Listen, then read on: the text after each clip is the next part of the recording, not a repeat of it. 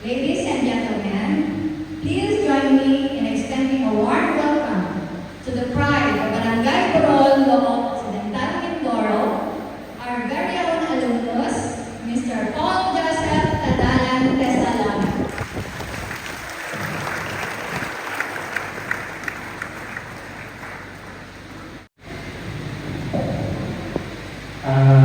Maraming salamat po sa napakagandang introduction po para sa akin. Maaari na po kayo po. Hayaan po ninyo ako magpaabot muna ng aking pagbati sa inyong lahat. Bago ko po simulan ang aking pananalita sa wikang Pilipino. Sa ating punong guro, Ma'am Melanie Dividan, sa ating pong Public School District Supervisor, Sir Alfredo Pulido, sa lahat po ng ating mga guro dito po sa LNSF, ganun din po sa mga magulang, guardian, kamag-anak o kaibigan ng mga magsisipagtapos, at higit sa lahat, sa mga mag-aaral na magsisipagtapos ngayong araw na ito. Magandang araw po sa inyong lahat.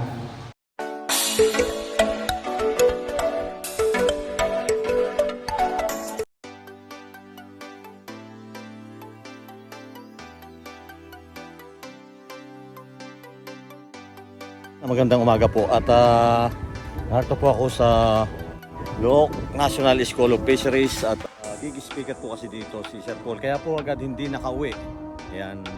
Kaya po siya hindi agad nakasama ng team dahil nga po magig-speaker po siya dito po sa National School of Fisheries po sa Barangay Agkawayan. Ayan. At ano ito? Recognition. Recognition. Doon kasi siya sa graduation mag-speaker po doon si Pumigay.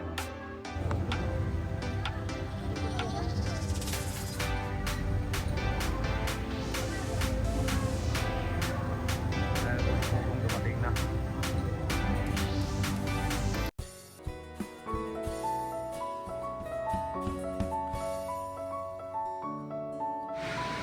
Hi, ma'am.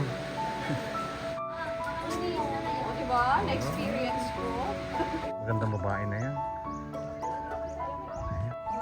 Liquid foundation, diba? Ayan, oh. Sino ba magsasabit kay ano? Kayo, inay? Ay, inay, oh. Hindi ko kayo nakakilala. Ang ganda-ganda ninyo ngayon. Wow, ang ganda ng bodyguard ng inay, oh. Magkano ba ikaw? Ano po ako nagkari? Ayun? Ayan na lang.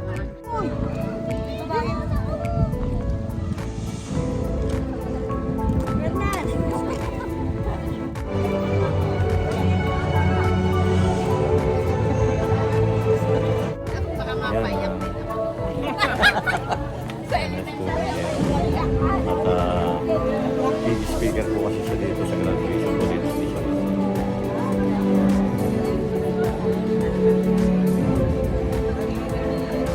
Dami pala niyan. Oo.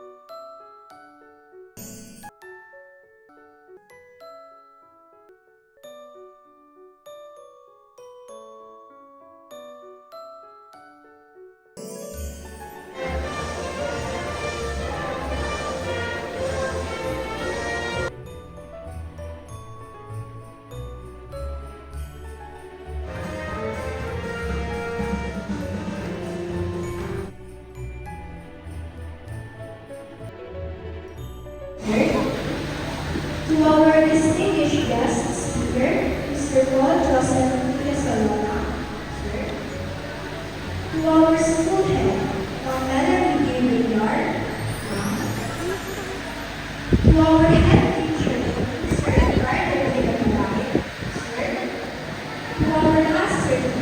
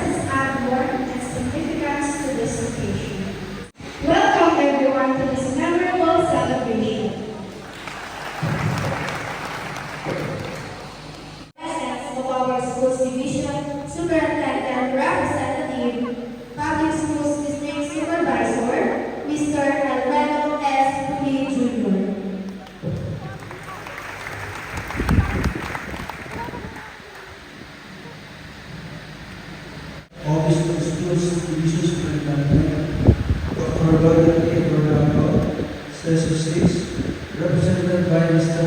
Fred S. Jr., Lubang Public Schools District Supervisor. I have the honor to present to you the 27 boys. Request the confirmation of their completion.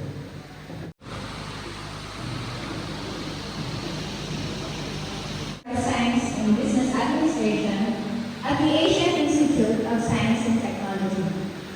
He began his career as a merchandiser at Robinson Supermarket from 2005 to 2010. Served as a merchandising head from 2011 to 2013.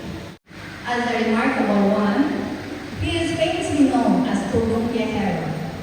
He is also an entrepreneur and the owner of PB Tin Solar and Pugong Viajero merchandise. Notably, he set the records for the highest views in a inspirational blog in the Philippines. He is being recognized for his impactful content that highlights the struggles of marginalized communities. With a large social media following, he shares stories of Filipinos facing hardships, blending empathy and social awareness, and inspiring millions to help others and foster community solidarity.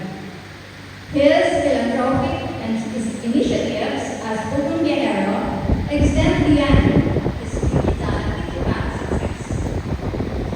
We are fortunate to have our esteemed guest guide our class 2024 as they embark on their own path to greatness. Ladies and gentlemen, please join me in extending a warm welcome to the pride of Barangay Burol, Looc Occidental, Mindoro, our very own alumnus, Mr. Paul Joseph Tadalan Tesalona.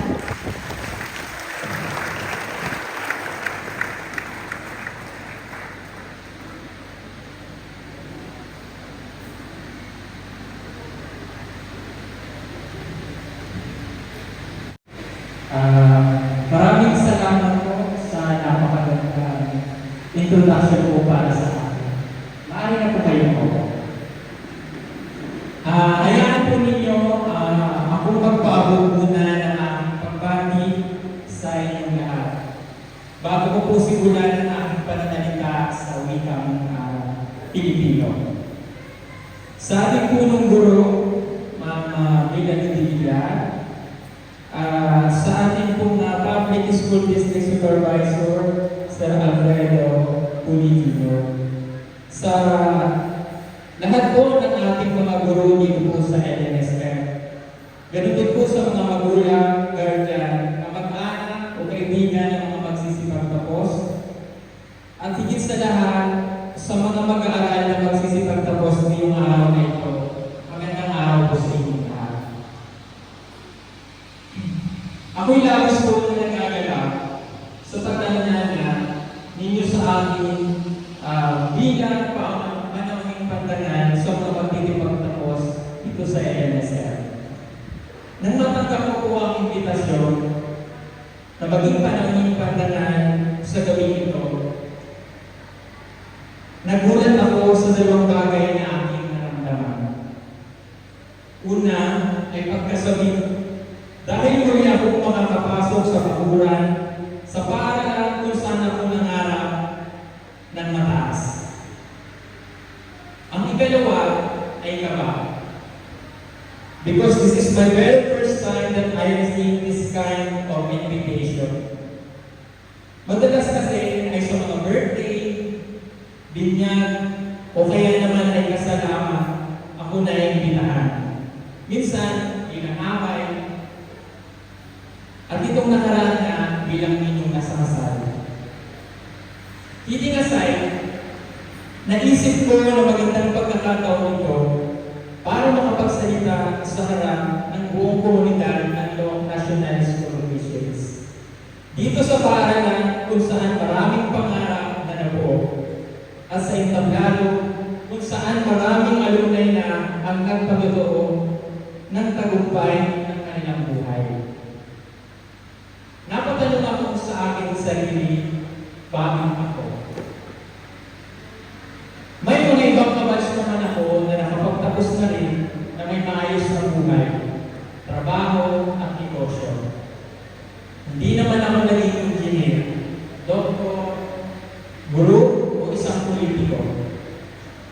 Hindi rin naman ako graduate ng valedictorian o salutatorian noong taong 2002. Patuloy akong nag-iisip at sa 20 taong lumipas, may sapat na kwento na ba ako ng buhay at tagumpay na ibabahagi sa kanila.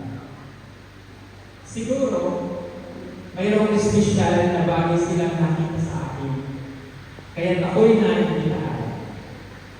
Sa huli ko ay na-realize ko na ang bawat isa sa atin ay may kanya-kanyang kwento ng tagumpay, ang aral sa buhay. Kaya malugod kong pinaunahan ang imbitasyon para makapagsalita ko ngayong araw. Sa aking pagkabalik tanaw, 22 taon na ang nakataan. Isa rin po ako sa mga nakaupo sa kinaupuan ng lahat. At ninanamnam ang pakiramdam na sa wakas ay graduate na ako. Napakasaya ko noon, subalit lungkot din dahil mag-iwalay na kami ng aking mga kaklase. Kayo rin po ba ay masaya? At the same time, katulad din po ba yung nararamdaman niyo noon? Ay po bang tumayo ang ating mga magulang? At ganun din po yung mga guardian. Mga magsisipag tapos, palakpakan po natin ang malakas ang ating mga magulang.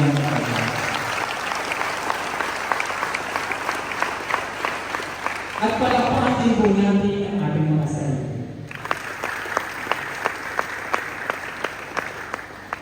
Tiyak akong masaya rin ang inyong mga guro dahil makakapagtapos na kayo ng high school. Itinuturi nila kayo na kanilang pangalawang anak at ginawa nila ang lahat para matulungan kayong maging matagumpay itong nakaraang 4 na taon sa gitna ng pandemya. Habang ako ay nag-aaral, napakaliit ko po kasi noon. At para bang walang kamukuha sa mga nangyayari sa aking paligid. Bahagi ako ng section B noon, first year, at kailangan ko mag-aral mabuti para makapag-adjust dahil iba na ang turo ng high school at elementary. Kulang na kulang ang tiwala sa sarili at aminadong takot. Maraming mag-aaral na magagaling sa iba't ibang parte ng loko. Gusto ko nung patunayan na pwede rin naman ako mapagilang sa magagaling. Hindi matatawa ang pagsisikap ang ibinigay ko para mapansin ako ng aking mga guro. Naglalakad noon sa highway. At sinasabay ko na rin yung pagmumuha ng bayabas at saka duha kung anong maabutan namin sa highway na pwede namin mamerienda bago po kami umuwi. Madalas din ako walang bagong pera. Hindi ilang beses na pumapasok ako na walang bagong ulam. Tuwing break time, pag wala talaga akong baon, nani na lamang. Lumalayo ako sa aking mga kasamahan na taga-Bohol. Kapag tanghalian na po ito, naglalakad ako papunta doon sa Kakawan, doon sa Maynila. Dahil ang bakang ko po ay asin lamang. Nahihiya ako na ipakita sa kanila yun. Pero sa akin ay ayos lamang naman po. Kami po ay siyang na magkakapatid. Para ako nung pinagsakluban ng langit at lupa. Masakit para sa akin, pero kailangan ko tanggapin ang kabiluan. Kung makakapagtapos ng kolehiyo, handa naman po akong mag-aral ng mabuti. Ngunit bakit hindi ako nagkaroon ng sapat na pagkakataon? Saan napasag po ang aking isip at ang dami ng mga panahon iyon? Wala akong ibang pagpipilian, kaya umuwi ako sa Bohol. Nataglay ang lungkot at kawalan ng pag-asa. Sa bukid, nagtatrabaho po ako kasama ng aking tatay, nagbubulot ng damo sa palayan. At kapag malapit naman na ang anihan, ako'y nagbubugaw ng maya. Palaging malayo ang aking tingin sa langit. At ang aking luha noon ay hindi ko mapigil. Dahil yung isang pangarap na gusto ko ay malapit ko ng marating. 19 na taon na ako noon na magdesisyon akong lumuwas ng Manila para makahanap ng kahit na anong trabaho. Dito, nagsimula ang bagong yugto ng aking buhay. Dahil kailangan kong kumita ng pera, kung ano kong trabaho ang pinasukan ko sa magulong mundo ng Manila, tinulungan akong maipasok bilang isang helper sa Divisoria na isang mahigpit naming among chief. Ito yung una kong naging trabaho at dahil wala pang bakante na may paglalagyan sa akin sa Divisoria, nalapo ako sa Montalban at naging boy. At lahat ng utos ng aming amo ay sinusunod ko. Sa umaga, nagpapakain at nagpapaligo ako ng napakaraming aso. Nagwawalis ng malaking bakuran, nagpapatuka ng manok, at kinokolekta ang mga itlog nila bago maglinis ng koral. Sa bodega lamang ako natutulog dahil wala daw space para sa isang boy na katulad ko. Pagmadaling araw, darating yung amo ko at kailangan kong buksan ang malaking gate. Sa laki punong gate, ilang beses na ako nasugatan at ilang buwan din po ako nag-Kristo. Nagtitilig din ako ng mga sapatos sa mga tiyaki sa iba't ibang mga sa Greenwich at sa Baclaran. Nagtatrabaho ako noon na halos ang kita ko ay kakaunti lamang. Pero nagpatuloy ako at naghanap ng ibang oportunidad. Sa tulong ng aking kapatid, nakapagtrabaho sa Cainta Rizal bilang isang merchandiser sa supermarket. Sa kagustuhan ko may marating kahit paano, lalo po akong nagtipid. Tumira ko sa isang boarding house na kung saan 800 pesos ay may isa na akong kwarto. Pero syempre, may catch ito kung bakit mura. Yung ibaba po kasi ng aking boarding house, isang magulo at matapang warehouse. Sa gabi, bago po ako matulog, inaantay ko po muna silang matapos lahat. Kumanta, magsinalog po sa bar kasi po maingay. Kaya palagi po ako kuya sa supermarket. So para po ako makaiwas dun sa kuya at makapagtrabaho pa rin ng maayos, sa bodega, nagnanakaw po ako ng tulog. Sa umaga, pumapasok po ako na walang kapera-pera. Kaya naglalakad na lamang po ako papunta sa aking pinapasukan. Bilang isang merchandiser, palagi ko pong minamadali na ayusin ang display ng produkto. Pagkatapos ko pong mag-display, magbabag naman po ako. Dahil po doon sa pagbabag, pag tumabi ako sa kahera, yung mga nagpapabag, nabibigyan po ako ng tip. Makalimang pag-iamang po ako, ay magkakaroon na ako ng 50 pesos. Pambili ko na po yung ng tanghalian. Pagdating naman ng hapon, magbabag ako ulit at dadaan sa bilihan ng tig sa 10 pisong gulay at 5 pisong kanin. Hindi palaging may tip o barya akong natatanggap. Kung minsan, kahit kasasahod ko pa lamang, ay wala nang natitirang pera dahil pinapadala ko sa pamilya. Dahil kailangan ko pong magbayad sa aking tirahan, pagkain at iba pang gastusin. Minsan, pumapasok po ako sa trabaho na wala rin ulam at kanin lamang. Dumating sa point na talagang wala ako. Niyaya ako ng nakatrabaho ko ng daytime. Sinabi ko na lamang na sa labas ako kakain. Pero ang totoo ay ayaw kong sumakay sa kanila dahil makikita nila na wala akong ulam. Ang ginawa ko, para may-survive yung tanghalian na yun, pumasok ako sa CR ng mall at doon kumain sa loob ng CR. Tinila ko lamang ang pinto at kinain yung bawang ko. Katulad po ng experience ko sa buhay ng high school kung saan minsan wala akong ulam at tanghalian. Sinasabi ko na lamang sa sarili ko na kaya ko ito. Habang patuloy ang pag-ayos ko ng mga display sa istante, napakatulala na lamang po ako. At humihiling na sana balang araw magkaroon ako sarili kong tindahan at masasabi ko ang akin. Palaging merchandiser ang nagiging trabaho ko. Palipat-lipat sa iba't ibang bahagi ng Metro Manila. Mahirap na trabaho ito, maliit lang din ang sahod. May isa pang nangyari sa sadyang hindi ko po malilimutan. Pero napaisip ako, why not? Bakit hindi ko subukan? Inaral ko ang requirements at nag-submit ako. Dito nagsimula ang aking pagiging isang YouTube vlogger. Sa umaga, bago ako pumasok ng trabaho, ay magbablog po muna ako ng kung ano-anong content. Nag-i-enjoy din ako mag-edit ng mga video. Taong 2019, kasagsagan ng pagiging punong bayan ng Maynila na si Mayor Isko Moreno. Ang mga naging content ko ay ang mga programa na linisin ang syudad at ibalik ang ganda ng Maynila. Noong time na yun, napakadami po namin vlogger. Di hamak na mas maraming subscriber at mas maraming views at sila yung mga kilala. Pero hindi ako sumuko. Pataas ng pataas ang bilang ng aking views, mga subscriber at mga nagsishare.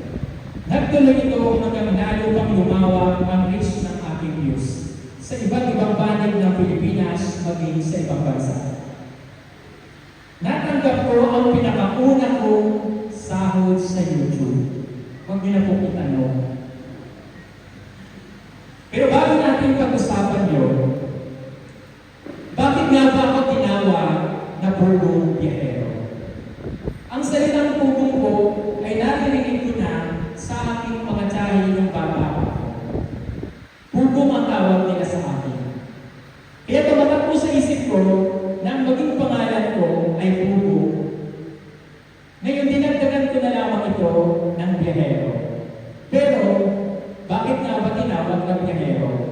Yung biyahero po kasi ay palagi akong nagtatravel. At ang isa sa mga pinagdarasalan ko kung bakit ako palagi nagkabiyahe ay ang aming patron ng Burol na Nuestra Señora de la Paz na patron ng mga naglalakbay. Mabigat man ang desisyon na mag-resign sa aking trabaho ay nag-resign po ako. Dahil gusto ko ng pagtuunan ng pansin o i-full-time ang aking pagiging vlogger.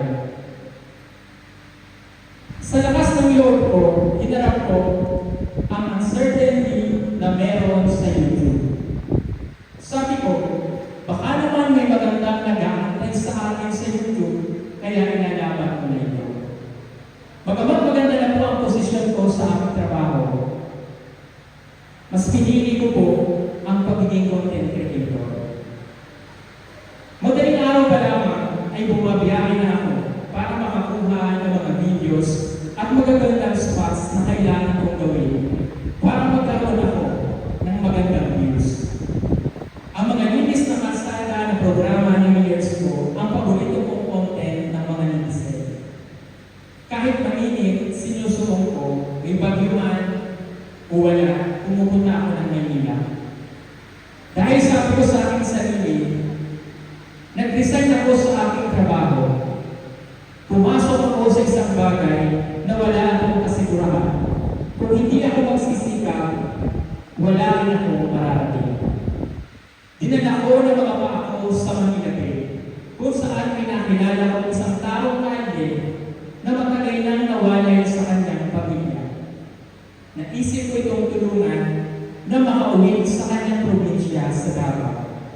Kaya gamit ang aking naipong revenue sa YouTube, ay naisagawa ko ang aking very first time charity. Napakasarap sa pakiramdam na tumulong sa kapwa at nakikita mo na masaya sila. Dito, nagtuloy-tuloy ang aking pagtsatsaga. Pero sa hindi inaasahang pagkakataon, nagkaroon po ng pandemya. Sa gitna ng pandemya, ay nawalan din po kami ng trabaho. Dahil hindi po kami makalabas, hindi kami makapag-content, hindi kami makapunta sa mga lugar na gusto puntahan. Kaya kahit sa ganda ng pandemya, ay hindi ako nagpatinag sa lockdown.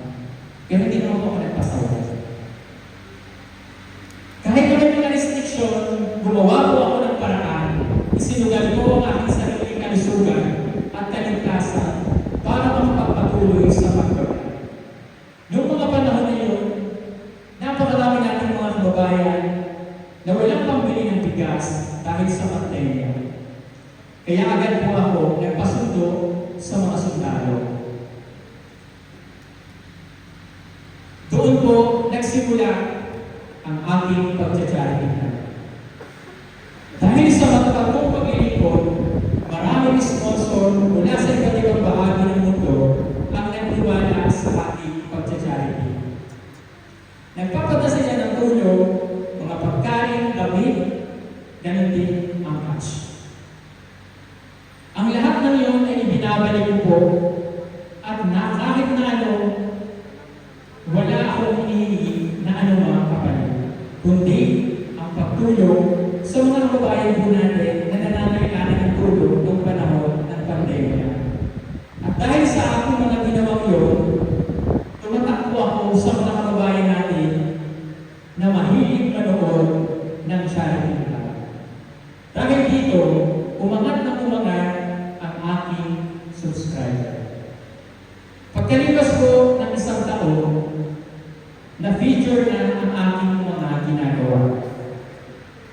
Naipalabas na rin ang aking mga content sa television show, sa radio show, at ibang print media katulad ng Kapuso Ko, Jessica Soho, Respande at Net25 at iba pa.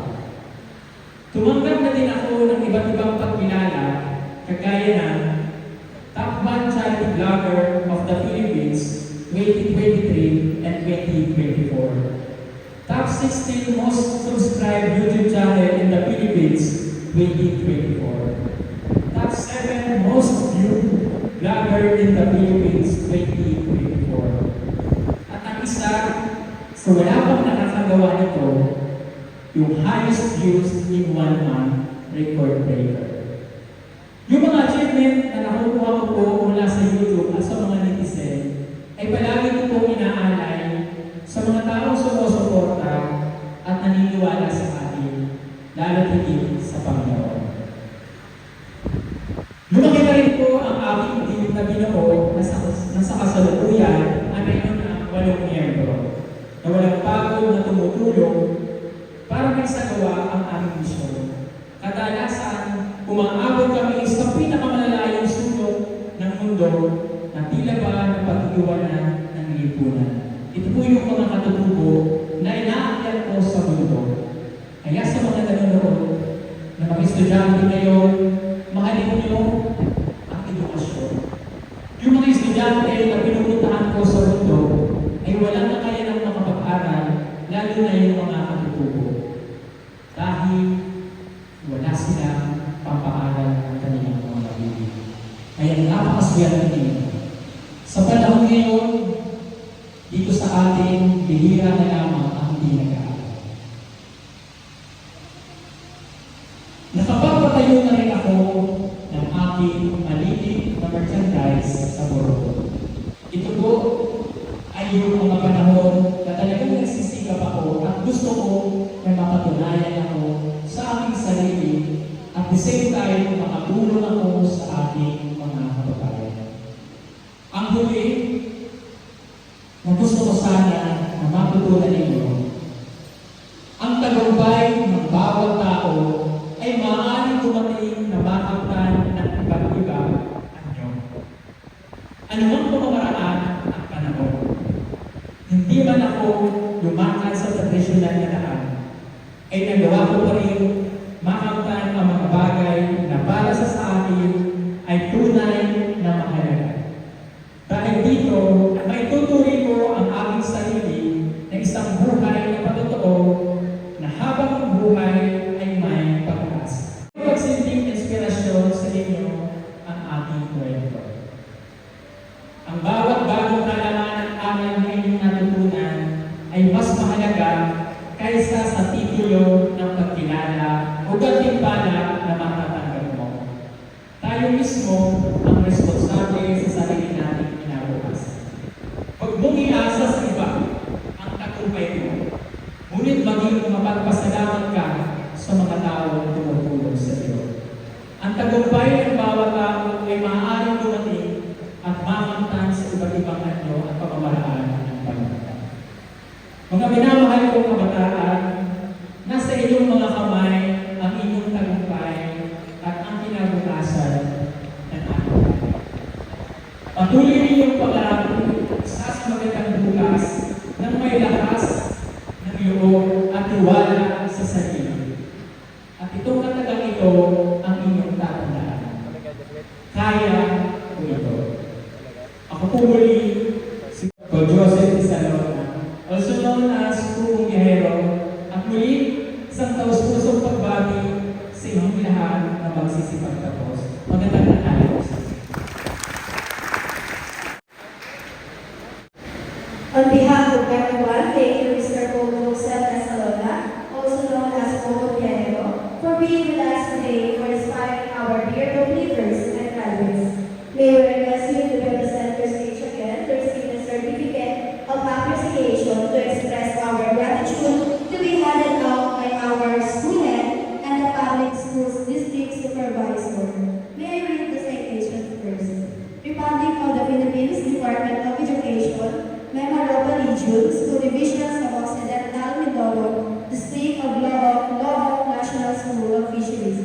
Certificate of appreciation is given to Mr. Paul Joseph T. Salona, guest speaker, for his invaluable contribution as a guest speaker during the 9th Moving Up ceremony and 50th commencement exercises for the school year 2023-2024. Given the 30th day of May 2024 at Looc